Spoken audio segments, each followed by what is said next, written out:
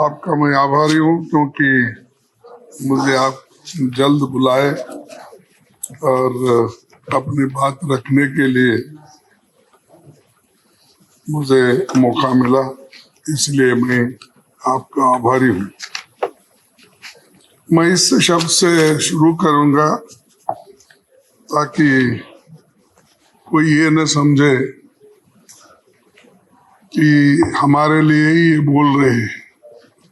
मैं आम जनता जो बोलती है वही बात मैं यहाँ रख रहा हूँ। और संविधान आगे ये भी बोलूंगा कि संविधान कैसा बना और संविधान के तहत हम कहाँ तक चल पाए और संविधान ने कितनी हमको आजादी दी है, उसका हम कहाँ तक किस ढंग से अच्छी तरीके से देश को बनाने में हम इस्तेमाल कर रहे हैं, ये बहुत बड़ी बात है।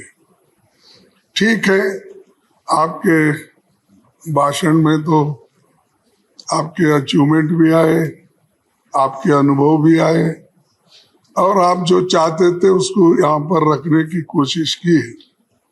लेकिन मैं इससे शुरू करता हूँ, बदलना है तो अब हालात बदलो, बदलना है तो अब हालात बदलो, ऐसे नाम बदलने से क्या होता है। देना है तो युवाओं को रोजगार दो, सबको बेरोजगार करके क्या होता है। दिल को थोड़ा बड़ा करके देखो, लोगों को मारने से क्या होता है। दिल को थोड़ा बड़ा करके देखो, लोगों के मारने से क्या होता है। कुछ कर नहीं सकते तो कुर्सी छोड़ दो। बात बात में डराने से क्या होता है। बात बात में डराने से क्या होता है। अपनी हुक्मरानी पर तुम्हें गुरूर है, लोगों को डराने से धमकाने से क्या होता है। बदलना है तो अब हालात बदलो, ऐसे नाम बदलने से क्या होता है और यहाँ से वहां जाने से और क्या होने वाला है। सर, तो सबको गर्व है देश पे और इसीलिए मैं कहूंगा कि जो संविधान आजादी के बाद बनी और इस संविधान के तहत हम सभी को चलना है और देश के लिए हम कुछ करना है। और इसमें मैं एक ही बात कहूंगा कि इस पार्लियामेंट्री जर्नी में 75 साल जो संविधान सभा का ये जो संविधान करके हुआ और उसके अचीवमेंट, एक्सपीरियंस, मेमोरीज, लर्निंग्स, इस पे ही हमको बात करना था। तो मैं इसी पे थोड़े शब्दों में बोलूंगा कि एक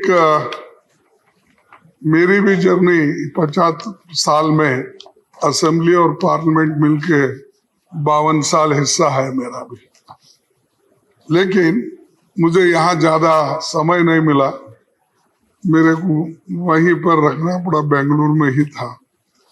यहाँ बहुत से नेताओं के भाषण सुनने को मुझे कम मौका मिला, सिर्फ 14 साल मिले। कहाँ जा रहे हैं?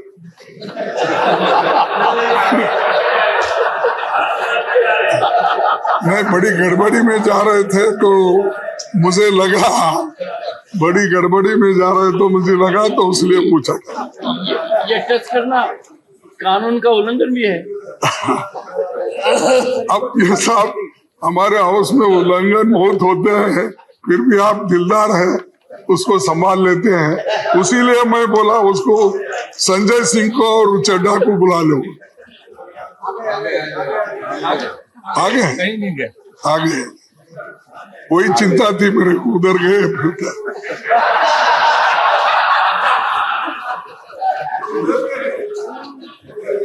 सर, ये संविधान सभा, ये भवन आजाद भारत के सारे बड़े फैसलों का गवाह है और इसी भवन में हमारी संविधान सभा 11 सत्रों में 165 दिन बैठी। उसने 90,000 शब्दों वाला जो संविधान बनाया वो 26 जनवरी 1950 को लागू हुआ। जब नवंबर 1949 को संविधान सभा ने इसकी मंजूरी दी।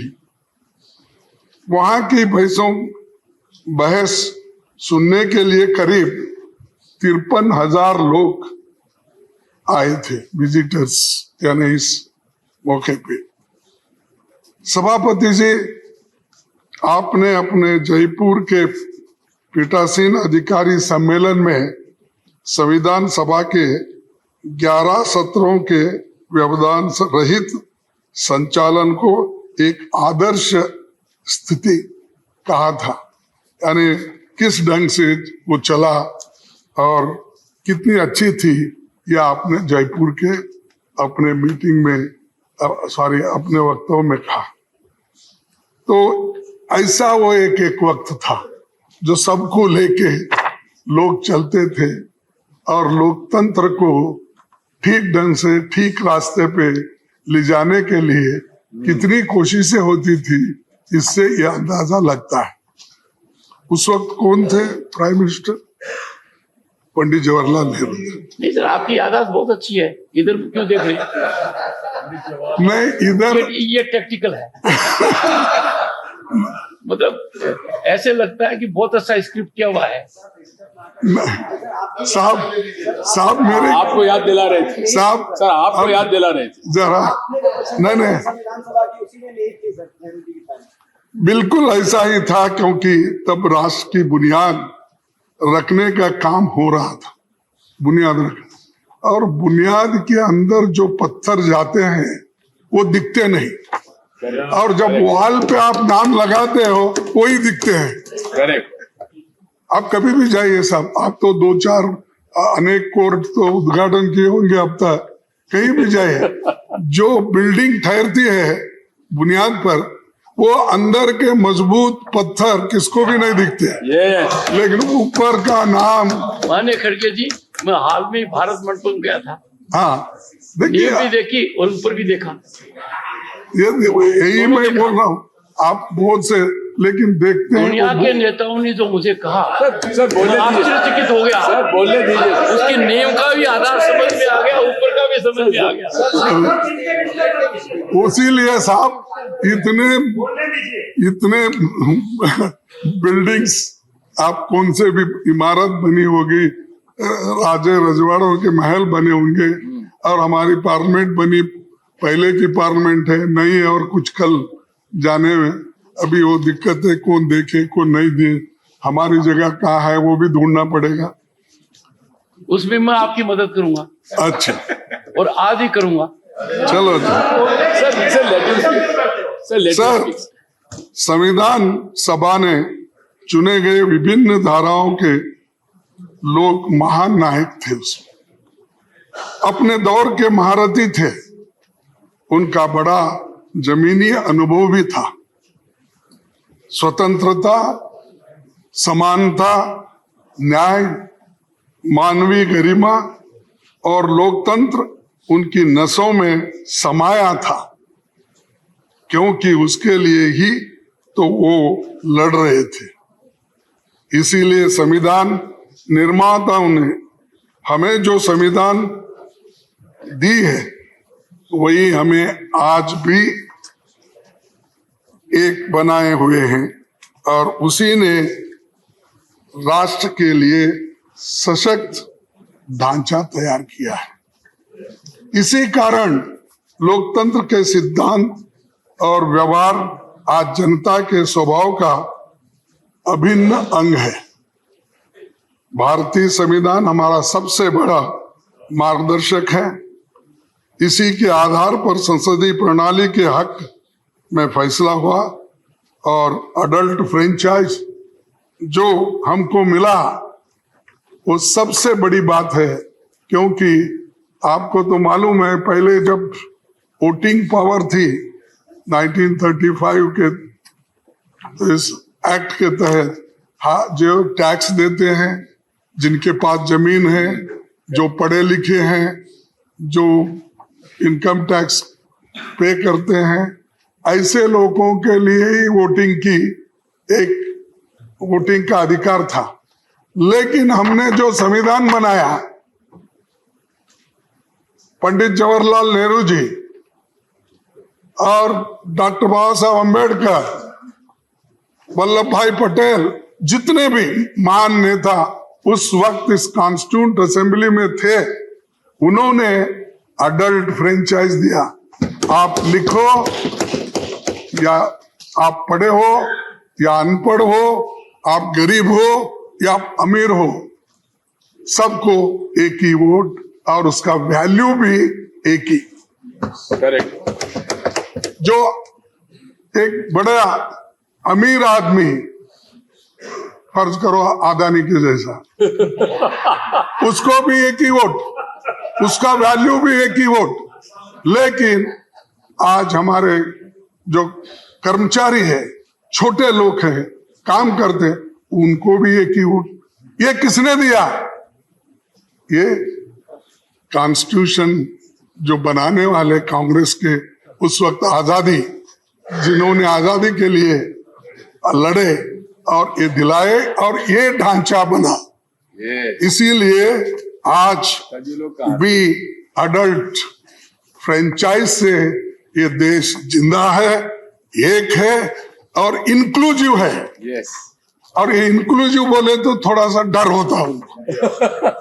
इंक्लूसिव बोले तो फिर इंडिया, उसको क्या करते, छोटा करने के लिए हमारे नड्डा साहब इंडी बोलते हैं। ठीक है, उसीलिए तो बोलो नाम बदलने से कुछ नहीं होता। इंडी बोलो और कुछ भी बोलो, हम है इंडिया। अरे आप कुछ भी बोलो, हम सब इंडिया। अरे बैठो, अरे आप क्यों बात करते, बेंगलुरु से आए हैं, चुप बैठो। राजस्थान से बेंगलोर गए। हमारे नायकों ने बहुत मंथन करके जो संविधान दिया, वो जनता की आकांक्षाओं को खरा उतरा है। यस। बाबा साहब संविधान सभा के अपने अंतिम भाषण में उन्होंने ये कहा था, मैं ये कोट करना चाहता, अगर आपकी इजाजत है। इजाजत है? मसौदा समिति का कार्य बहुत ही कठिन हो जाता यदि ये संविधान सभा विभिन्न विचार वाले व्यक्तियों का एक समुदाय मात्र होती। विभिन्न विचारधाराओं के लोगों का एक समुदाय होता। एक उखड़े हुए फर्श के समान होती, जिसमें कहीं एक का काला पत्थर होता तो कहीं सफेद, और जिसमें प्रत्येक व्यक्ति या प्रत्येक समुदाय स्वयं अपने को विधिवेता समझता, सिवाय उपद्रव के और कुछ नहीं होता। तो उस वक्त बोल रहे कि इतने सब रहने से उपद्रव के कुछ नहीं होता। सभा में कांग्रेस पक्ष की उपस्थिति ने इस उपद्रव की संभावना को पूर्णतः मिटा दिया, और इसी के कारण कार्यवाहियों में व्यवस्था और अनुशासन दोनों बने। कांग्रेस पक्ष के अनुशासन के कारण ही मसौदा समिति यह निश्चित रूप में जानकर कि प्रत्येक अनुच्छेद और प्रत्येक संशोधन का क्या भाग्य होगा इस संविधान का संचालन कर बैठी। तो ये कांग्रेस के लिए बाबा साहब अम्बेडकर ने कहा है कैसा संविधान बना, क्योंकि उस वक्त इतने डिफरेंट लोग थे, इंटेलिजेंट लोग थे, और एक दूसरे से वो अगर लड़ते भी तो बाहर आकर एक होते थे। वो कभी किसी के ऊपर कुछ नुक्ताचीनी करके बैठते नहीं थे। सर, मैं और एक आपको बात बताना चाहता हूं कि ये बाबा साहब अम्बेडकर ड्राफ्टिंग यानी संविधान बनाने के लिए कितनी कोशिश की है बहुत लोगों को मालूम नहीं। चूंकि ये कहते हैं ड्राफ्टिंग कमेटी चेयरमैन थे, वो क्या ये क्या, ऐसा बोलने वाले बहुत है, क्योंकि कोई व्यक्ति को हम नहीं चाहते। ये खासकर ये हमेशा ये दलितों की हालत होती है, तो जब उन्होंने इतना कष्ट करके रात दिन बैठ के जो संविधान उन्होंने बनाया, इसीलिए उसमें एक टीटी कृष्णमाचारी का एक कहावत अपना स्टेटमेंट है, मैं आपके सामने पढ़ के। संविधान का निर्माण करने वाली चुनिंदा 7 सदस्यों की ड्राफ्टिंग कमेटी में सबसे बड़ी भूमिका डॉक्टर अंबेडकर ने बना। 7 लोगों, इसमें क्या होता, क्योंकि उसके एक सदस्य ने वो 7 में एक सदस्य त्याग पत्र दिया, कितने बचे 6। एक सदस्य का निधन हो गया, कितने बचे 5, जबकि एक अमेरिका चले गया। बचे 4। एक सदस्य रियासत के कार्यों में व्यस्त रहे और 2 सदस्य दिल्ली से दूर थे। उनकी सेहत खराब होने के कारण कम मौजूदगी होती थी, तो सारा दारोमदार बाबा साहब अम्बेडकर की। ये इतिहास है, हम इसको कभी नहीं कहते हैं। ये बार बार यही बोलते हैं ड्राफ्टिंग कमेटी के ये थे, सब मेंबर्स ने मिल। अब ये टीटी कृष्णमाचारी जो मेंबर थे उसके कॉन्स्टिट्यूंट असेंबली के, और खासकर इस ड्राफ्टिंग कमेटी के मेंबर थे, उन्होंने ये बात कही। तो एक व्यक्ति देश बदलने के लिए, संविधान को मजबूत करने के लिए, लोकतंत्र को मजबूत करने के लिए और कॉन्स्टिट्यूशन को जीवित रखने के लिए सबसे कंसल्ट करके कंसेंसस जो बनाते हैं, वो किसके जमाने में हुआ? वो कांग्रेस ने किया। उसकी रक्षा के लिए हम लड़ रहे हैं, उसी के लिए हम तैयार हो गए। सब कुछ हम ये नहीं समझते, हम जो कहेंगे वो हमको मिलेगा।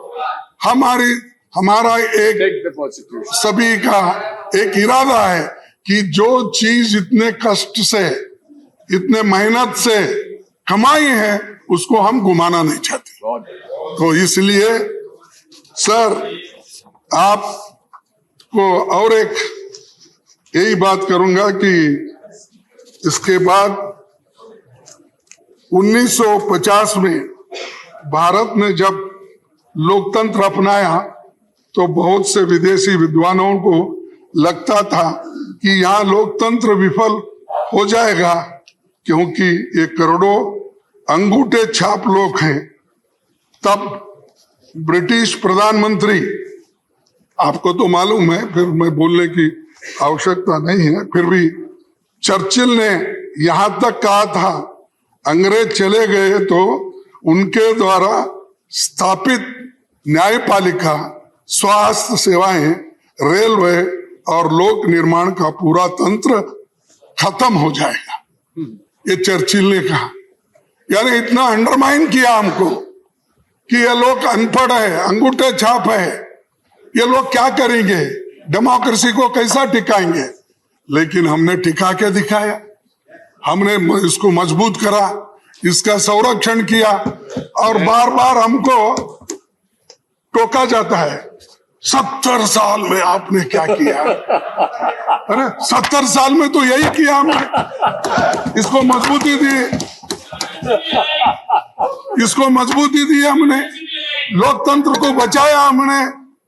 और संविधान को लेकर हमने आगे बढ़े। और बार बार आपके पास कुछ नहीं बोलने के लिए, ये बोल तो जाओ, और कितने दिन बोलते बोलते जाओ। सर, तब वर्ल्ड वार 2 में, उसके बाद में 7 आजाद हुए देशों में सैनिक तानाशाही थी, फिर भी हमारे लोग मजबूती के साथ इस देश में इस संविधान को टिकाया, डेमोक्रेसी को टिकाया। लेकिन हमारे यहाँ सत्ता का हस्तांतरण गोली या बंदूक से नहीं हुआ। महात्मा गांधी जी हमें जो आजादी दिलाए वो सिर्फ नॉन वायलेंस, नॉन कोऑपरेशन, और इसीलिए हमारी जो संविधान में हमारी जो आदर्श हमारे सामने है, उनके वजह से आज सभी लोग इसका पालन करते हैं और इसको आगे ले जाते हैं। दूसरी बात मैं कहूँगा कि इस भवन में 75 सालों के दौरान देश की किस्मत बदली है और देश की सूरत बदलने वाली तमाम कानूनें यहाँ बनी है। जमींदारी एबोलिशन, छुआछूत मिटाने का, ओबीसी का आरक्षण के लिए कानून यहाँ बने, यहाँ तक कि ईडब्ल्यूएस के भी बने। सभापति जी ने, मैं पहले प्रधानमंत्री नेहरू जी का खास तौर पर जिक्र करना चाहता हूँ। उनका मानना था कि संसद तभी तक प्रासंगिक है जब एक समय की बदलती जरूरतों के मुताबिक निरंतर विकसित गतिशील संस्था बनी रहती है। तेजी से बदलाव के दौर में संसद की तेजी से काम करना होगा, ये नेहरू जी का कहना है। तो हम तो कोऑपरेट कर रहे तेजी से काम करने के लिए, लेकिन कभी कभी झगड़े की बात ही ज्यादा होती है। सर, नेहरू जी के पहले कैबिनेट में कैसा, यानी मैं ये बता रहा हूं कि कैसे डेमोक्रेटिक वे से पहले चलती थी। नेहरू जी के कैबिनेट में वो सबको अपने साथ लेके चलते थे। उन्होंने जो पहली कैबिनेट बनाई उसमें सबसे योग्य लोगों को शामिल किया। जो कांग्रेस में नहीं थे वैसे 5 लोगों को शामिल किया। साहब, उन्होंने तो 5 अपोजिशन के लोगों को शामिल किया, उनसे सहमति नहीं होती थी उनको किया। आप तो हमारी छाया भी नहीं देखना चाहते। उन्होंने पहली कैबिनेट बनाई थी बाबा साहब और श्याम प्रसाद मुखर्जी साहब समेत 5 दूसरे धारा के विचारधारा के लोग थे। अब हो सकता है सर, ये कब तक चली सर? हाँ, ये परंपरा कब तक चली? नहीं, ये नहीं, देखिए जब तक नहीं, उसके बाद में तो हर पार्टी हर विचारधारा के लोग अपना अपना फ्लैग लेके निकले ला। जब झंडे अलग हो गए, लेकिन इसको बुनियाद डालने के लिए, सहन करने के लिए, सबको लेके जाने के लिए ये काम उन्होंने किया। अब तक तो चल रहा है, लेकिन एक कि आप अपोजिशन को सहन नहीं करते, उन्होंने सहन करके अपने कैबिनेट में लिया। हाँ, बाबा साहब अम्बेडकर को देखो। नहीं, अरे सुनो जी, तुमको क्या इतिहास मालूम है, मैं बताता हूँ। जब कोई भी पार्टी बनाते हैं तो अलग अलग पार्टी में होते हैं, तो वो बाद में बहस करता हूं मैं आपसे। आओ, मेरे पास भी सब सबूत है। सर, नेहरू जी के बारे में बहुत बातें बोलते हैं अपोजिशन के लोग, खासकर बीजेपी के लोग। ये छोड़ दीजिए, जो आदमी 14 साल जेल में रहकर सब कुछ सहन करके देश के बुनियाद डाल के, बड़े बड़े कारखाने बना के, पब्लिक सेक्टर बना के, नौकरियां दे के, इतने बनाए, वो बुनियाद डालने के बाद देश बढ़ा और 5 ही साल में हम आगे बढ़े।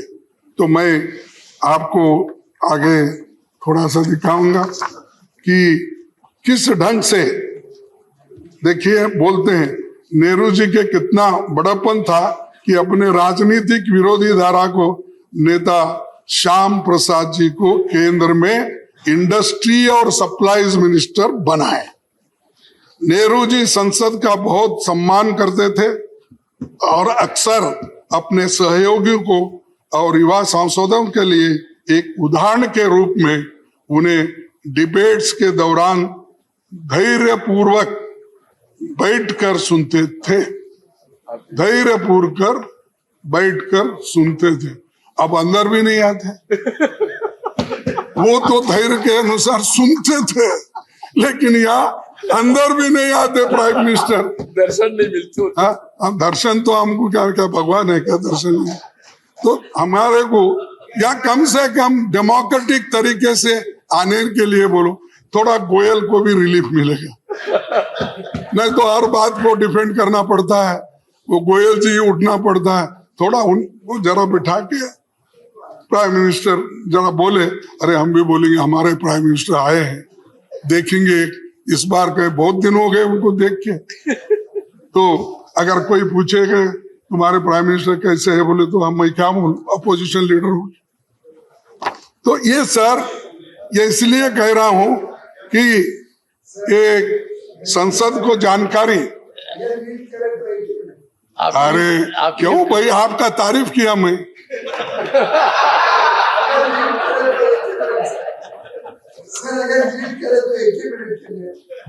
जब प्रधानमंत्री जी यहाँ पे आते हैं तो आप लोग बाहर चले जाते हो।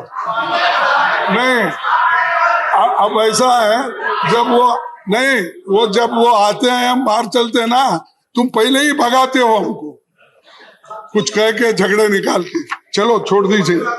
नेहरू जी, अरे सब मालूम है आप कहाँ बिठाते, कैसा करते।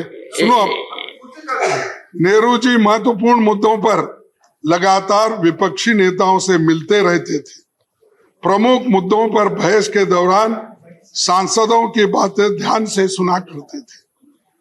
नेहरू जी ने तो यहां तक कहा था, मुझे इस सदन की शक्तियों से ईर्ष्या है और मैं नहीं चाहूंगा कि कोई उन शक्तियों को सीमित कर दे। यानी इतना बड़ापन, मैं किसी को सीमित करना नहीं चाहता, सुनना चाहता हूं, सबकी ओपिनियन लेना चाहता हूं। तो ये बात उन्होंने कही। आज क्या होता है, कोई सुनने के, हमारे को सुने तो भी हमारी बात सुनने के लिए कोई नहीं आते, बार बार यही कहते हैं कि अब उन्होंने कहा। नेहरू जी के विचार था, मजबूत विपक्ष न होने का अर्थ है व्यवस्था में महत्वपूर्ण खामियां हैं। अगर मजबूत विपक्ष नहीं है तो वो ठीक नहीं है, नेहरू जी का कहना। अब तो मजबूत विपक्ष है तो उसको ईडी, सीबीआई कमजोर कैसा करना, कमजोर कैसा करना इधर है। अगर कोई है भी है, इमीडिएटली उसको लेना, कमजोर करना, फिर वॉशिंग मशीन में डालना, क्लीन होके बाहर आएगा, वहीं पर परमानेंट है। सर, लेकिन आज क्या हो रहा है, ये सब देख रहे हैं। संसद में पीएम साहब कभी कभार आते हैं, जब आते हैं तो इवेंट बनाकर चले जाते हैं। मणिपुर साहब, आपको तो मालूम है, 3 मई से आज तक दंगे चल रहे हैं, आज तक लोगों को मार रहे हैं, घर जला रहे हैं, आज एक मर गया। तो कितने, इसके बारे में एक स्टेटमेंट दो। हमने इतनी कोशिश की साहब, जरा कोशिश तो मैंने की थी। नहीं, आपने की कोशिश तो थी मेरी तरफ से थी सब। नहीं कि हर हालत में चर्चा हो, नहीं आधी रात तक चर्चा हो। बोलने दिए सर, नहीं आप, अरे भाई तुम क्यों ये उनको इरिटेट करते हो? सर, आप तो कोशिश किए, लेकिन आपके बातों को भी वो नहीं मानते। ये मुश्किल है ना। आप हमको बोलते हैं, उसीलिए हम बार बार आपके तरफ देखते हैं। तो जब हम आपके तरफ देते हैं तो फिर आप उनके तरफ देखते हैं। नहीं नहीं तो इसलिए खड़गे जी मैं मजबूर नहीं हूँ, मजबूत हूँ। आप मेरी मजबूत बात को मानते तो नहीं साहब। लोकसभा से पहले चर्चा होती, ज्यादा नहीं। सार्थक चर्चा होती। अरे साहब, मणिपुर डेमोक्रेसी पर में प्रधानमंत्री और गृह मंत्री ने लोकसभा में कहा, मैंने बड़ी कोशिश की कि इस सदन में व्यापक चर्चा हो, आपने होने नहीं दी सर। नहीं नहीं, हाँ होने आपने नहीं होने दी। ये देखिए 267 सर 267 ये देखिए ठीक। अरे वो बात गई, जाने दो, बात गई और रात गई कुछ। सर खबर में नहीं आते। लेकिन आज क्या हो रहा है इम्पोर्टेंट बात। ये सब देख रहे हैं सर। वो देश के कोने कोने में जाते हैं, लेकिन मणिपुर क्यों नहीं जाते? हाँ सर पहले आपको शिकायत थी कि वो आपकी कॉन्स्टिट्यूंसी में क्यों गए? नहीं बोल, आपने यहाँ पर कहा था। मैं नहीं बोला। मेरे माननीय वो खड़गे आने जी, दो। आपने इस सदन में कहा था नहीं। कि वो मेरे कॉन्स्टिट्यूंसी में क्यों जाते हैं? नहीं नहीं साहब, वो आने दो मेरे कॉन्स्टिट्यूंसी में। कुछ काम करके दिखा के, कुछ तो करते नहीं। लेकिन खैर डेमोक्रेसी में हार जीत तो अलग है, लेकिन आते हैं तो इवेंट बना के चले जाते। मैं चाहता था वो गुलबर्गे में एक डिवीजन बने, मैं चाहता था वहाँ एक फैक्ट्री मैंने बनाया था उसको शुरू करे, मैं चाहता था वहाँ पर सेंट्रल यूनिवर्सिटी है वो कुछ इम्प्रूव करे। और कहाँ हमारे यादव साहब कहाँ है, हमारे लेबर मिनिस्टर, उनसे तो मैं आते जाते नमस्ते करता हूँ, साहब मेरा क्या हुआ, एक एम्स बना के दो। वहाँ बहुत बड़ा हॉस्पिटल बना है, तो वो उनके कंट्रोल में है। उन्होंने क्यों उसको इंटरेस्ट नहीं ले रहे? जब तक मोदी साहब का परमिशन नहीं मिलता तब तक वो नहीं देंगे। मेरी मुश्किल ये है कि आप सरकार के ऊपर, सरकार को क्यों रिक्वेस्ट नहीं करते? रिक्वेस्ट नहीं भाई, दबाव डाले तो भी नहीं कर रहे। और आते जाते मैं समझता 50 सलाम तो हो गए होंगे मेरे यादव से। 50 साल हाँ 50 मेरे बाजू में है ना फिर। तो ये ऐसा, और अच्छी बिल्डिंग है, उन्होंने खुद देखे हैं, देखकर। खैर जाने दो, हमारी किस्मत अच्छी नहीं, मेरे लोगों की किस्मत अच्छी नहीं। वहाँ के लोग पहले ही बैकवर्ड है और भी उनको दूर रखे। तो ये मणिपुर को जाना था, वहां पर उनके दुख दर्द को देखना था, लेकिन किसी वजह से वो जा नहीं सक रहे। लेकिन इससे ये अच्छा नहीं हो। सर सभापति जी, अटल जी ने अपने कार्यकाल में 21 बार बयान दिया। अटल जी ने अपने कार्यकाल में 21 बार बयान दिया 6 साल में। डॉक्टर मनमोहन सिंह जी ने 30 बार बयान दिया। केवल हमारे मौजूदा पीएम साहब ही ऐसे है जो सदन में 9 सालों में कस्टमरी बयानों को छोड़ के केवल 2 बार बोले। ये डेमोक्रेसी है साहब। अब इसको क्या कैसा सुधारते, मैं आपको ही छोड़ देता हूँ। सर दूसरी, सर थोड़ा सा ज्ञानवर्धन कीजिए, ये कस्टमरी बयान कौन सा होता है? हाँ कस्टमरी बोले तो ये अपने राष्ट्रपति जी का, ये जो ऐसे इश्यूज रहते ना, कस्टमरी नहीं सर, बोलना ही चाहिए। सबसे उस वक्त- महत्वपूर्ण तो वही है। नहीं, दिग्विजय सिंह जी, ये महत्वपूर्ण मुद्दा है कि यदि अगर प्रधानमंत्री उन कस्टमरी मुद्दों पर बोलते हैं तो कितना आवश्यक है। I am not in defence of anyone, but I am on hard facts. Debating is not मैं तो समझता था कि माननीय खड़गे जी को शिकायत होगी कि प्रधानमंत्री जी इतना ज्यादा क्यों बोलते हैं लोकसभा में, राज्यसभा में। साहब नहीं साहब, सुनो नहीं साहब, I will ask the secretariat नहीं have full update on this and No, no. inform leader of the opposition नहीं in next 3 days. आप अपने स्टाफ को पूछिए, अटल बिहारी वाजपेयी 21 बार बयान दिए। बयान देना अलग है, कस्टमरी जो उत्तर देना हर चीज पे, जो राष्ट्रपति के इस पे भाषण देना, वो अलग है। तो ये 21 बार बयान जो वाजपेयी साहब ने दी, अलग अलग ओकेजन पे दिए सो है। वैसा ही मनमोहन सिंह जी ने 30 बार दी, ये अलग अलग ओकेजन में दी। ये बात मैं बोल रहा हूँ, वो भाषण देते नहीं, बोलते नहीं, बाहर बहुत बोलते हैं, इतना बोलते हैं वो हजम ही नहीं होता हमको, इतना बार बोलते हैं। साहब, वो आपने बोला कि मैंने तो चांस दिए तो भी आप लोग नहीं बोलते, चर्चा नहीं करते। सर, हमने पहले 267 में 7 बार इसके इस सदन में 267 में 7 बार चर्चा हुई, क्वेश्चन आवर सस्पेंड करके 10 बार चर्चा हुई। कितने सालों में? हाँ, कितने सालों में? कितने सालों में? In how many देखिए, years? देखो, मैं कह रहा हूं ये सदन में जो हुआ है, लेकिन आप एक बार भी नहीं कर आप रहे। मुझे कटघरे में खड़ा कर रहे हैं, इसलिए आपसे संरक्षण मांग रहा हूं कि जो फिगर दे रहे हैं, आपके हाथ में जिन्होंने फिगर ठीक दिया है, है, मैं वो उनसे फिगर आपको पूछिए भेज दूंगा। कि कितने दशक में ये हुआ है। नहीं, मैं डेट वाइज, सर, मैं बहुत नरम दिल का आदमी हूँ। वो फिगर दे दूंगा। सुन लीजिए सर। ऐसा नहीं President बोला। Goyal, नहीं, ये have क्या है? respect for your leader. ये चुप बैठो भाई। तो आपको चेयरमैन साहब को ऐसा नहीं सताना चाहिए। सर, सर, पहले तो आप उकसाते हो और हाँ। फिर उनको डांटते हो। नहीं, वो ऐसा बीच में बोले।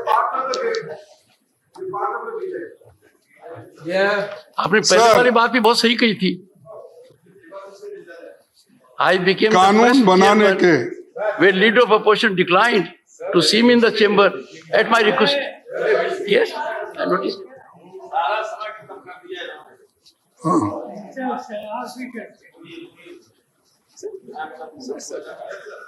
सर, संसद और विधानसभा जनता की सर्वोच्च प्रतिनिधि संस्थाएं हैं, जिनके माध्यम से जन आकांक्षाओं को अभिव्यक्ति मिलती है और बदलते समय में जनता की अपेक्षाएं बढ़ रही है। लिहाजा सदनों में स्तरीय चर्चा होनी चाहिए। इन चर्चाओं को पूरा देश लाइव देखना चाहिए। इसको जरा ठीक करिए। अब तो मेरा दिख रहा है, बाकी के वक्त तो किसी अपोजिशन का आता ही नहीं ज्यादा। वो जरा क्या कंट्रोल हमारे गोयल साहब करते हैं और फोन करते हैं, मुझे मालूम नहीं, लेकिन वो बोल दीजिए, कम से कम हमको तो बाहर चांस नहीं मिलता, यहाँ तो चांस मिलता है, तो जरा दिखाते दीजिए। जनता के सवाल उठा सकते हैं। अब जब भी हमारे ये अभी तेलंगाना के नेता उठा रहे थे, ऐसा उठते रहते हैं, हम डांटते रहते हैं, लेकिन वो जो कहते हैं, कम से कम यहाँ अगर रजिस्टर हुआ तो बाहर भी मालूम होता भाई हमारी बात कोई रखे। अब उसी लिए ऐसी चीजें संवैधानिक ये मुख्य है, और संवैधानिक तरीके से हम जो काम करते हैं उसको आपका प्रोत्साहन मिलना चाहिए, और सरकार का भी हमको देने का ये कोशिश होनी चाहिए।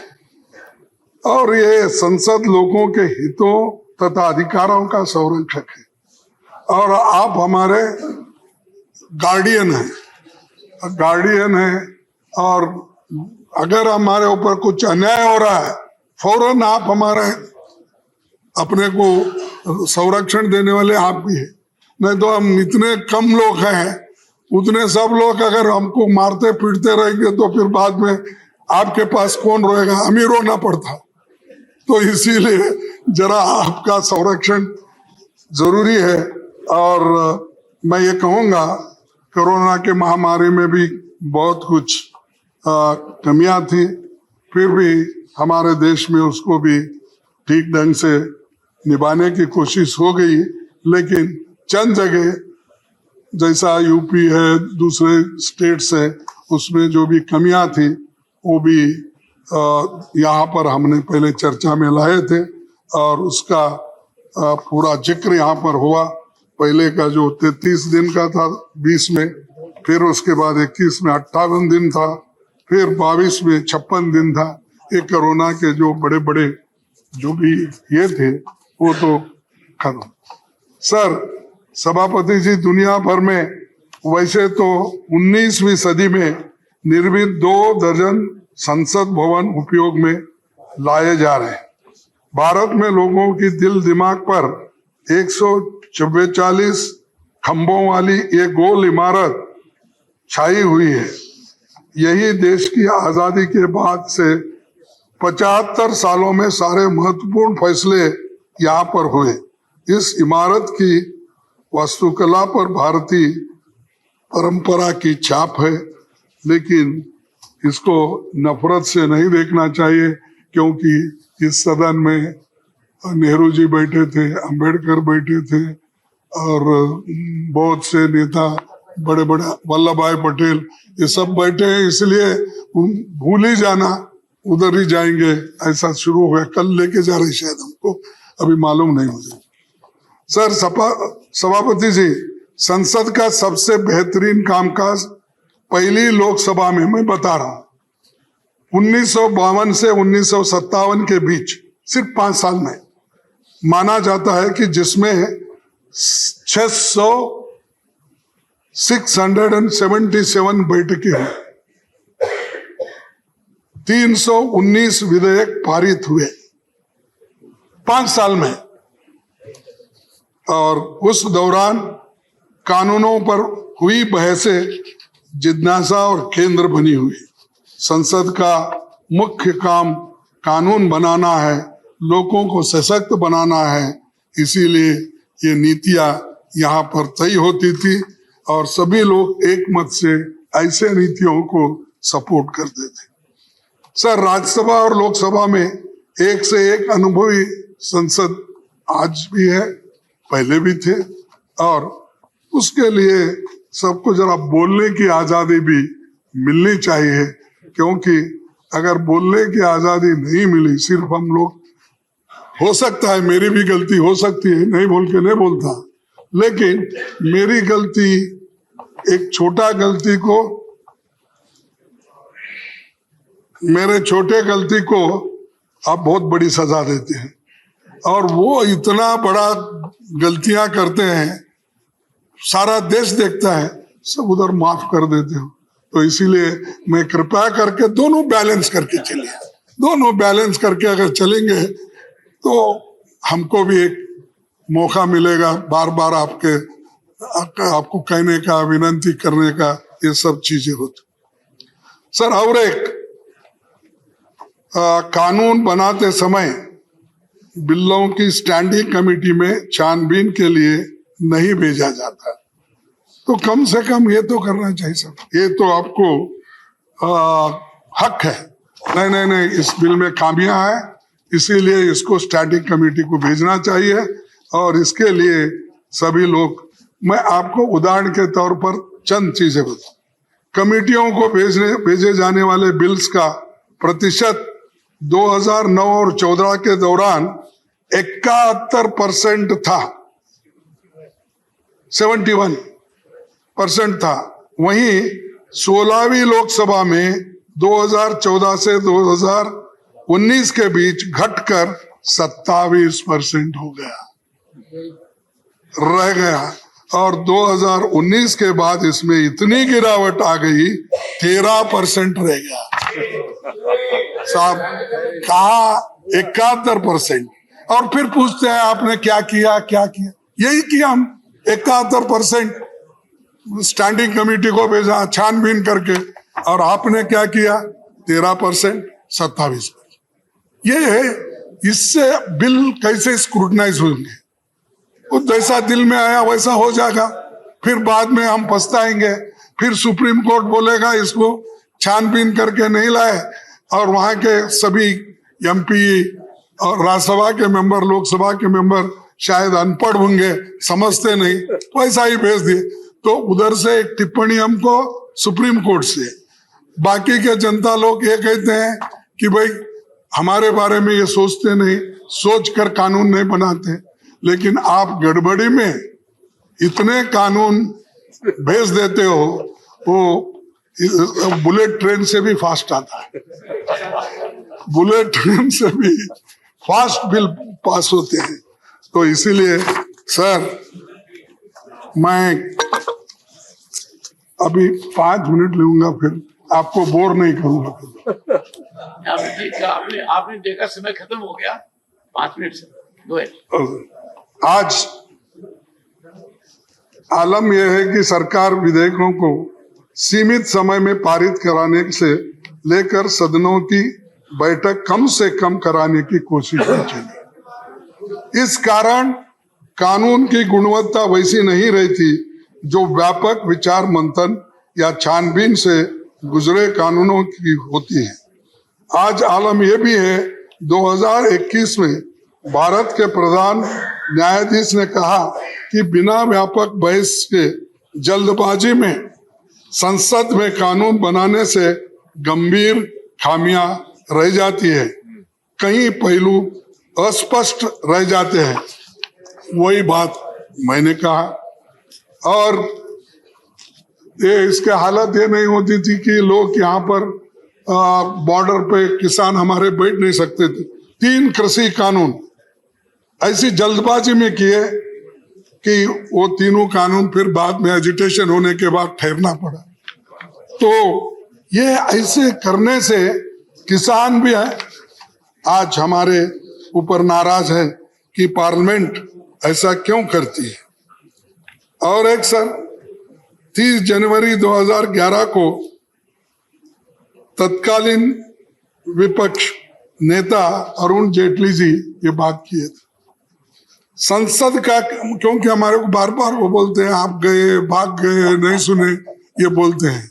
लेकिन हम जब अपनी बात रखने की कोशिश करते हैं, हम ये नहीं कि किसी से झगड़ा करना, डिस्टर्ब करना, शांति के साथ जब अपनी बात को नहीं रख सकते तब लोग हमारे इरिटेट होते हैं कि हम इतनी कोशिश करके लोगों के मुद्दों को आपके सामने रखना चाहते हैं, मौका नहीं मिल रहा। ये होता है, किसी से दुश्मनी नहीं है, हम सब एक ही है और सभी मिलके ही देश के भलाई में सोचते हैं। तरीके अलग अलग होंगे। सर राज्यसभा में इस जगह बैठते थे तत्कालीन नेता विपक्ष अरुण जेटली ने 30 जनवरी 2011 को कहा था संसद का काम है चर्चा करना, लेकिन कई मौकों पर जब मुद्दों का अनदेखी होती है तो अवरोध पैदा करना लोकतंत्र के हित में होता है। मैं और एक बार पढ़ू सर, आगे पढ़ो। अच्छा, होती है, अवरोध पैदा करना लोकतंत्र के हित में होता है, लिहाजा संसदीय अवरोध को अलोकतांत्रिक नहीं कहा जाता, नहीं कहा जा सकता। तो ये उन्होंने जो सिखाया वही काम जब हमारे तरफ से होता है हमारे को ठोकते जाते हैं। तो सर ये जो अवरोध पैदा करना लोकतंत्र के हित में होता है, लिहाजा संसदीय अवरोध को लोकतांत्रिक नहीं कहा जा सकता, ये उनकी बातें हैं। और मैं ये भी आपको कहूंगा कि उस हाउस में सुषमा स्वराज भी यही बात कही थी, संसद को न चलने देना भी अन्य तरीकों की तरह लोकतंत्र का एक रूप है। तो ये सारे चीजें वहीं से आए। और मैं आपसे ये विनती करूंगा कि खास करके दिग्गज नेताओं को यहाँ पर जो उनके बारे में उनको जो समय देना चाहिए। और मैं और एक छोटी सी बात 2-4 रख के मेरे भाषण को खत्म करता हूँ। विपक्षी नेताओं के कई प्रमुख तथ्यों को सत्ता पक्ष की मांग पर कार्रवाई से बाहर निकाला जाता है और उसके लिए ही मैं आपको पहले आते ही विनती किया, छोटी मोटी चीजें जब होती है, आप तो ऊपर हैं हम सबसे, हम नीचे हैं, तो हमारे ऊपर पहला हाथ आप ही का आता है क्योंकि हम नीचे रहने से। तो ये जो है सर, आज तो आपका पूरा अटैक मेरे पर ही है। आप मूल मुद्दे से भटक गए।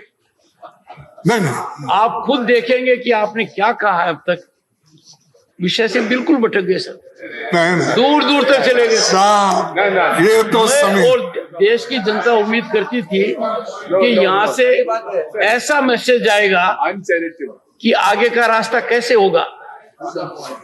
जैसे देखो साहब, एक मैं सेकंड, आपने खड़गे जी कहा, कौन बोल रहे हैं? You must learn to be decorous. He has yielded. He has yielded. पहली बार सदन में कुछ डेकोरम हो रहा है तो परेशानी क्यों होनी चाहिए? Let us keep our lines. Otherwise, we small parties are affected. We don't get up. You will get the chance, sir. Speak. You are a very senior member. You will get the chance. Sir, I agree. We may skip the lunch at Microsoft's request. Good idea. It's a good idea. But that I will do at 1 o'clock. That I will do at 1 o'clock. हाँ, Yes, sir. खड़गे जी, हाँ मैं माननीय सदस्यगण को हाँ appeal करूंगा और लगातार मैंने ये बात कही है और गहन चिंतन और मंथन के बाद कही है कि कब तक हम पास्ट प्रेसिडेंट को लेकर हाउस को डिस्टर्ब करते रहेंगे, कब तक हम डिस्टर्बेंस को जस्टिफाई करते रहेंगे। आप अंदाजा लगाइए खड़गे जी, मेरे पर क्या बीत रही होगी जब आप बोल रहे थे कि मुझे बोलने नहीं देते हो। आप, मैं इतना आकलन करता हूं और दुखी होता हूं कि जहां पार्टिसिपेशन हो सकता था वहां आप लोग थे नहीं। मतलब आप अंदाजा लगाइए, if leader of the opposition would rise on this critical occasion to sanctify disturbance, disruption. आपने खुद कॉन्स्टिट्यूंट असेंबली को कोट किया है, Let him finish वहां what तो he has कभी to नहीं say. हुआ। Sir, why are you commentating on his speech? Jairam ji, Very wrong, sir. Jairam ji, Sir, let him finish. this is not a good habit. Let him finish. No, you are a victim of this habit. Let him finish. Don't have this habit. Don't have this habit. No, this is not a. When the honorable LOP has yielded, why are you being super LOP? Because you want to listen. You can't be. He doesn't need assistance. You want to listen to him. No. You want to listen to him, but it is regulated by the chair. Otherwise, come and sit here and control it. Every time, I have no desire to sit there. even if you have, Listen to him. even if you have, there is a mechanism. Sir, you are constantly No, interrupting him, sir. please, take your seat. तो माननीय खड़गे जी, this is a rare historic occasion where after taking note of 75 years, we are required to unfold a vision for next 25, 50 years. Sir, exactly. I know it. I know it what he knows. And in the entire discourse, you have focused on two things, sir. I find it You and him, sir. This is the problem. There is no debate between me and you, sir. This is the problem, sir. Lord is weak. the problem is, Lord is weak, sir. the problem is when there is time to participate, I have seen absence. The problem is when an issue has to be debated, discussed, deliberated, you have walked out of the house. Problem is the chairman. This is wrong. This is wrong from your part. Completely wrong. This is completely wrong. You are misleading. You are misleading the house. Misleading the house. You are misleading the house. This is totally wrong. It's a very partisan attack. Remark from you, sir. Sit down. Sir, please I expunge have your own said, statements. one second. I request you to One second. expunge your own Jairam, statement. take it. Sir, please expunge your own statement. take the chair. You are misleading here, sir. No, no. You are not debating here. Sir, you are not debating here. Sir, let him speak. Digvijay जी, दिग्विजय जी, एक second. अरे बैठो यार। Sir, let him speak. Digvijay ji, with my modest understanding, I can tell you, and I am a great judgment of myself. I self-judge. I can tell you, I am not a stakeholder in politics. I am certainly stakeholder that this upper house, the House of Elders, conducts itself in a manner so that it earns respect of others. We must exemplify our conduct by decorum, discipline. One second. One second. Sir, please don't cast aspersion to all of us. One second. Sir Would you approve that two honorable members should every time come to the rescue of LOP? Is it not an insult to the position he holds? Sir, allow him to speak. Put some people in discipline court. I would urge, if you do not curb the tendencies of other members, let me tell you, things will get on a tangential route. There was an occasion when you wanted to speak and somebody said, give Digvijay Singh ji an opportunity. In the process, the honorable member was insulting you, insulting me. We don't want that. Okay. So all I say is, we have had some discussion. We have to emanate from this theater sir a मैं तो most खत्म करता important हूँ message to the world outside. Sir, that applies to all of us, including the Conclude, sir. हाँ? Honorable members, with the sense of the house, we are continuing during the lunch recess as well. Go ahead. Sir thank you sir क्या tolerance अच्छा बस आपने thank you तो कहा। Sir सभापति जी मैं अब ज्यादा बात नहीं करना चाहता हूँ क्योंकि अब टेंशन में आ रहा मामला। तो सर हम बहुत दिन से ये कोशिश कर रहे हैं, सभी की इच्छा है कि महिला रिजर्वेशन का बिल आना चाहिए और महिलाओं को देना चाहिए जो ड्यू है। आज तक हमने सब कोशिश की, लेकिन अब मैं समझता हूँ जब आप ये मुद्दा उठाएंगे तो जरूर आपके बात को मान्यता वो दे देंगे। तो मैं ये आंकड़े इसलिए देता हूँ थोड़े से। सर सभापति जी, दुनिया बदल गई है। इस समय राज्यसभा में 10% और लोकसभा में 14% महिला सांसद है। विधानसभाओं में महिलाओं की भागीदारी 10% है। 1952 में नेहरू जी के प्रधानमंत्री काल में पहली लोकसभा में केवल वो भी 5% सांसद महिलाएं थी, लेकिन 70 साल के बाद भी आज 14, 15, 10 के अंदर ही है महिला थी। तो अमेरिकी, मैं और भी आंकड़े देता हूं कि महिलाओं को दूसरे जगह भी ऐसा ही हो रहा है। अमेरिकी संसद में 2%, ब्रिटेन में 3% महिला सांसद थे। आज अमेरिका की संसद में 28% और ब्रिटेन में 33% महिला सांसद आज है। तो इसीलिए मैं आपसे गुजारिश करूंगा कि इस महिलाओं का जो बिल है इसको आप ये कर दीजिए।